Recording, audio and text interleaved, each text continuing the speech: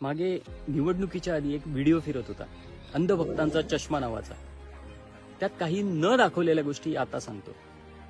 ही जी फेकूसेना आहे त्यांना काही वर्षांपूर्वी भ्रष्टाचारावर प्रचंड राग असायचा.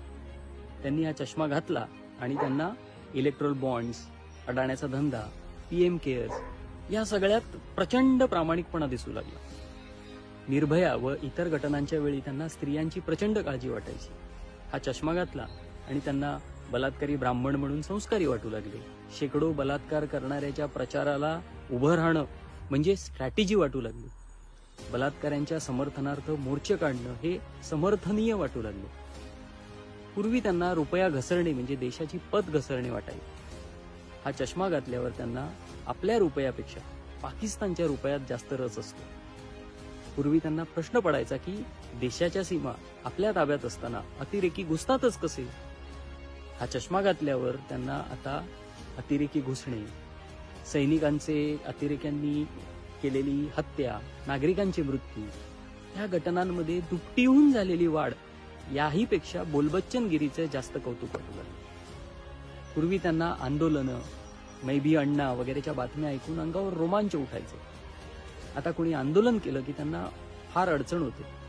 आंदोलनजीवी वाटतात ते, किंवा खलिस्तानी वगैरे म्हणतात त्यांना. पूर्वी त्यांचा वंशवादावर खूप राग असायचा. हा चष्मा घातल्यानंतर त्यांना जयशहाची गुणवत्ता दिसू लागली आणि शेकडो वंशवादातून पुढे आलेले नेते अभ्यासू किंवा धडाडीचे वाटायला लागले. पूर्वी त्यांना निवडणुकीच्या वेळी केल्या जाणाऱ्या घोषणा ह्या रेवडी वगैरे वाटायच्या.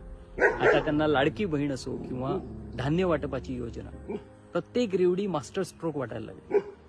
ज्या चीनला आपले पॉपा लाल डोळे दाखवणार या कल्पनेने छाती फुगून यायची, त्याच चीनचे जिनपिंग आता मोठे पॉपा किंवा आजोबा वाटू लागले. पूर्वी ज्या ज्या लोकांवर आरोप केले, शिव्या घातल्या, हा चष्मा घातल्यानंतर जेव्हा ते त्यांच्याच पक्षात आले तेव्हा ते सगळे आदरणीय वाटायला लागले. पूर्वी पेट्रोल डिझेलचे भाव वाढल्यावर बैलगाडीतून जाऊन आंदोलन करायचे. आता मात्र अब्दुलची ठासायची तर या एवढ्या कारणासाठी त्यांची दुप्पट तिप्पट रकमेने इंधन घेण्याची तयारी असते, ते सुद्धा आखाती देशातील अब्दुलकडून. असे समर्थक मिळणं सोपं नसतं. हिटलर, स्टॅलिन, फ्रँको, ईदी अमीन वगैरेंना अशा समर्थकांचा केवढा अभिमान वाटला असता.